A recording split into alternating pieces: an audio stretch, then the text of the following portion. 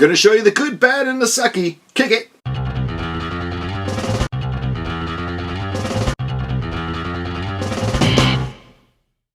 Hey, thanks for coming back. Thanks for viewing this channel. Thanks for subscribing and likes. And thanks for all the comments, because like I've said before, my wife doesn't want to talk about music. So when you talk about music in the comments, it gives me something to do. Real quick, I did in the last video, I did, groups from Illinois, groups from Chicago.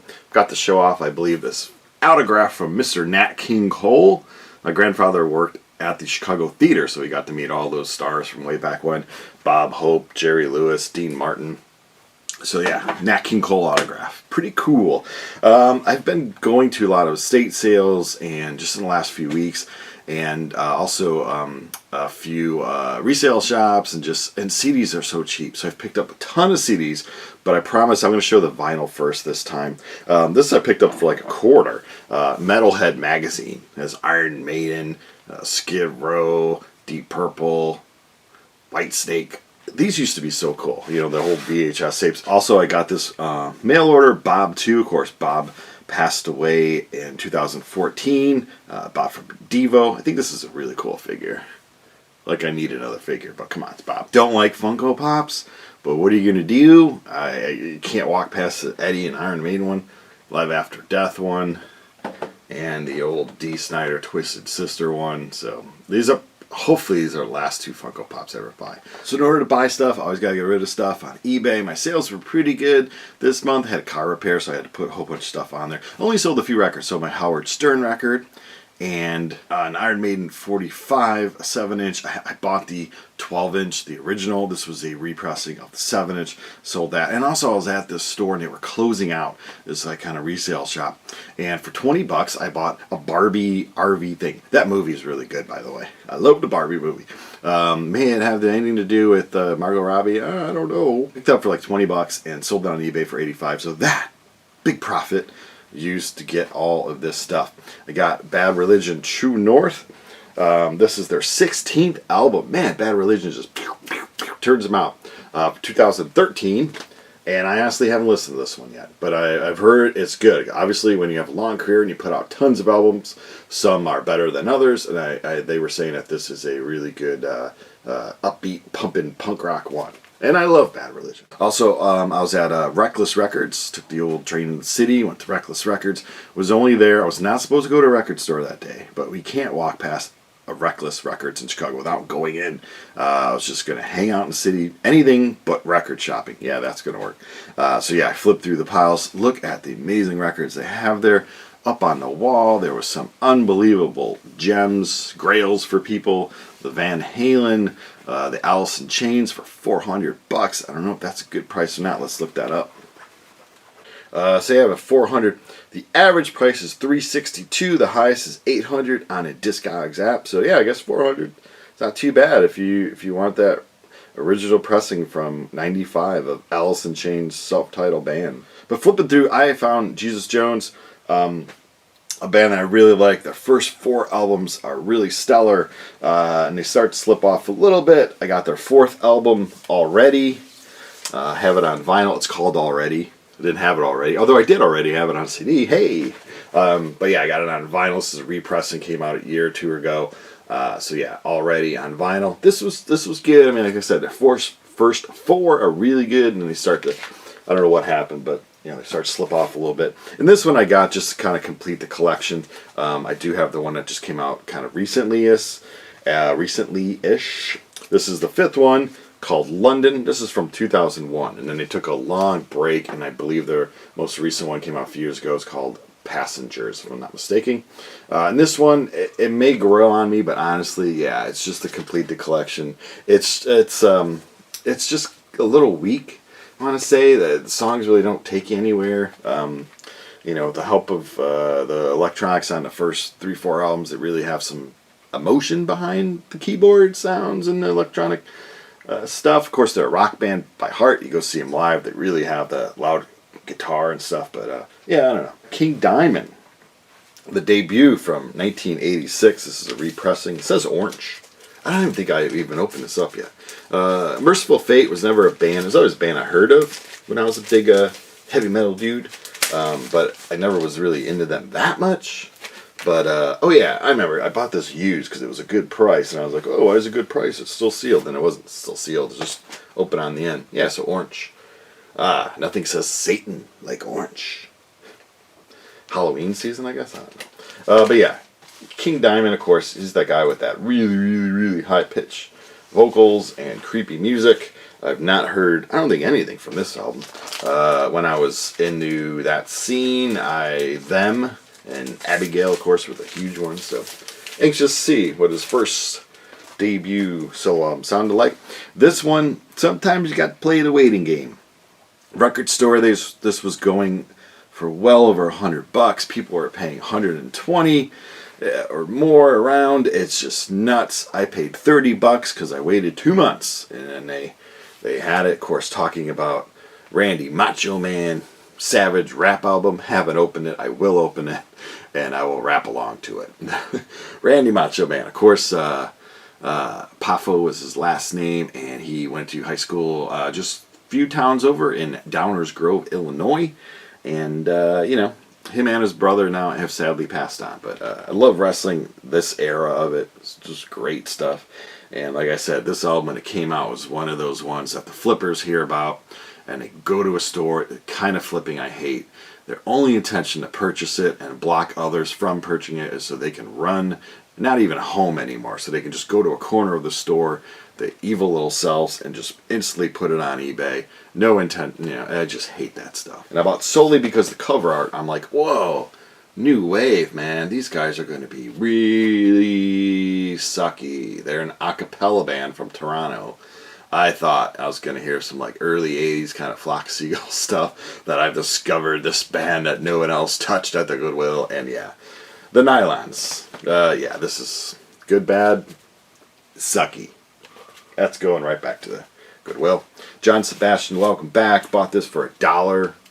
The only reason I have this album, right? I love Welcome Back Hot. It's my favorite sitcom. I love the song. I'll have to check out the other songs. I do have this, but I don't have it sealed. And now, of course, I don't want it sealed, but I have a pretty copy that was been through like a war or something. It looks crappy. So this, I'm going to actually open it up because you could smell the air from the 70s. Whoa. So yeah, so now it's a, ooh, that was a unsealing video here on YouTube. Wow. Factory sealed for my protection, so I don't hurt myself? I have no idea. Well, I just unsealed it.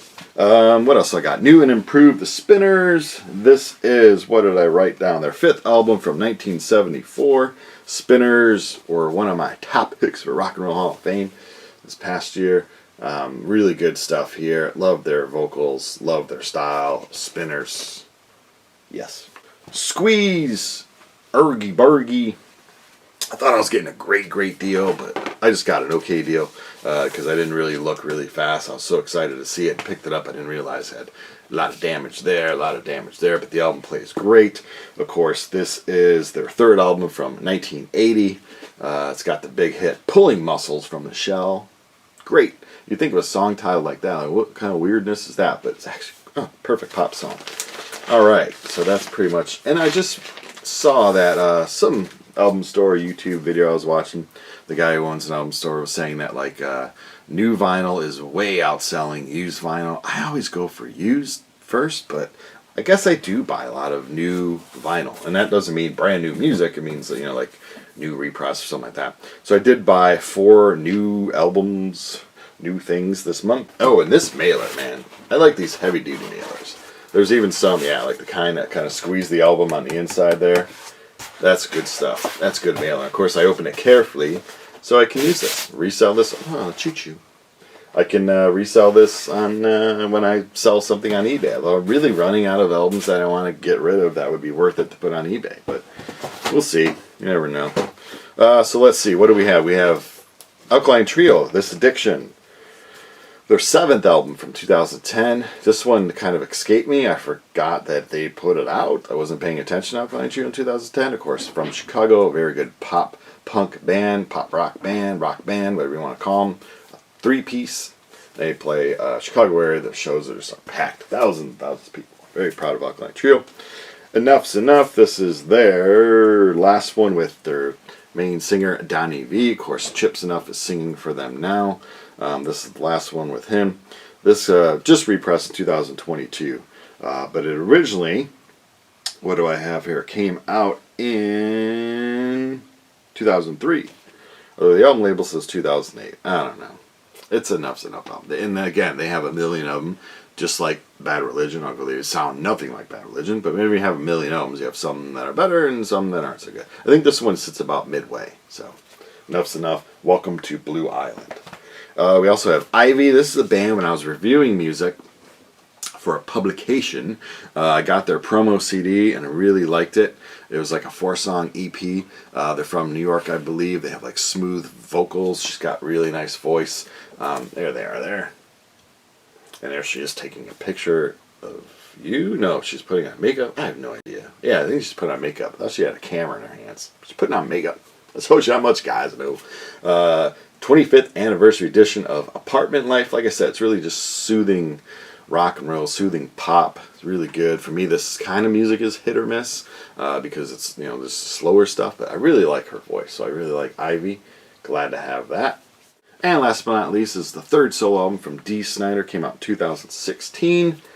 It has We Are the Ones, limited edition pink vinyl. So I'm glad to have that. I had that on CD. Now I have it on vinyl. It's only like $18, so might as well get it on vinyl. So I had a book called 1,000 Records to Listen to Before You Die. And this was in it, and I was like, oh, let me give it a chance. A French band called Air, Moon Safari, great cover art. However, it's kind of boring coffee house music, like you're standing in line trying to get your frappe, latte, whatever. And it's just kind of boring. I did put it in my iTunes external hard drive, so I may listen to it every now and then, but this CD for sure is going to be sold. It just doesn't like it. Bad Religion, the 14th album from 2007, New Maps of Hell. I played this once, really liked it.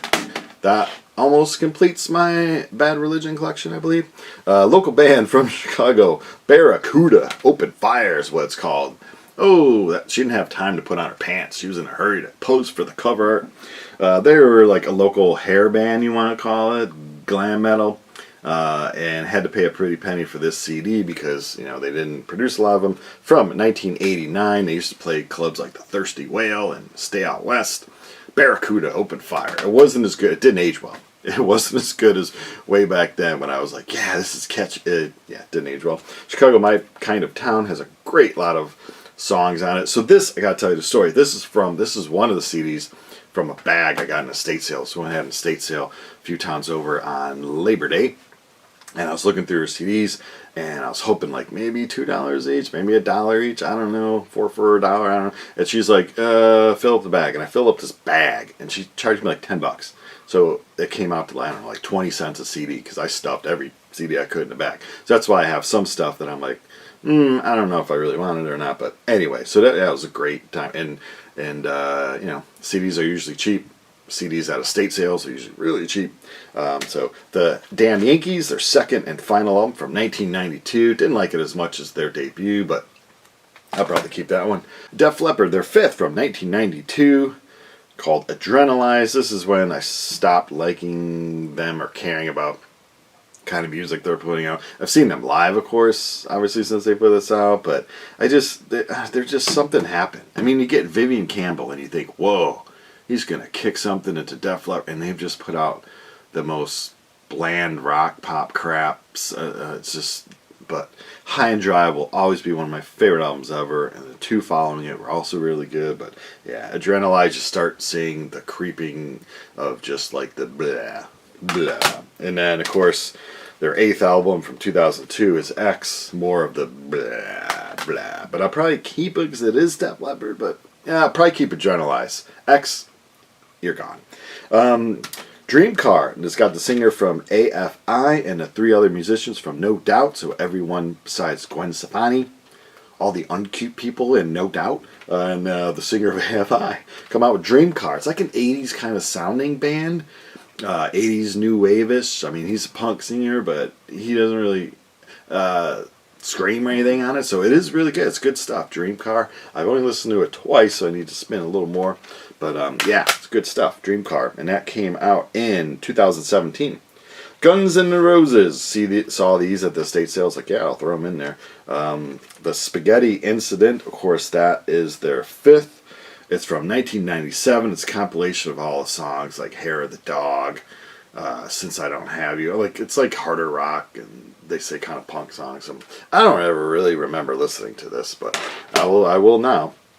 And this I had at one point, and I got rid of it, and I want to complete my collection with them, so I'll probably keep this copy just to say I have all their CDs or LPs. This is their sixth one from 2008, the album that took way too long to make for what little is on it. Chinese Democracy, just not really good. There's nothing that's really that great in it. Leave me in the comments below if there's any song that I'm just not hearing right that you think is awesome off of this, because it's just keeping it just to... Sammy Hagar, like I always say, his solo stuff is way better than anything he did with Van Halen. It's got really good stuff. This is the Essential Red Collection, so Sammy Hagar. Icon, another band that just didn't age well for me. I thought I had this on vinyl. This is sort of the first hair metal kind of type stuff I had on vinyl way back as a kid. From 1985, this is Night of the Crime. This is their second one, and I finally got it on CD, and I played it, and I was just like, yeah, maybe I don't like it as much as I did. So, but it's all right. I'll keep it for sure. Journey, Red 13. This is from 2002. It's got Steve Aguilera, I think is how you say his last name. So he got 5 songs on it. He did 3 things with Journey, 2 full lengths and the EP, I believe. His first one, Arrival with Journey, is a lot cooler than this. This one just, I don't know, there's not too much there, but I will keep it, 'cause I'll keep the collection. Kiss, Psycho Circus. This is from 1998. This is their 18th album. Of course, it's got Ace and Peter, but I believe they just Ace played 2 songs and Peter just did 1 on this.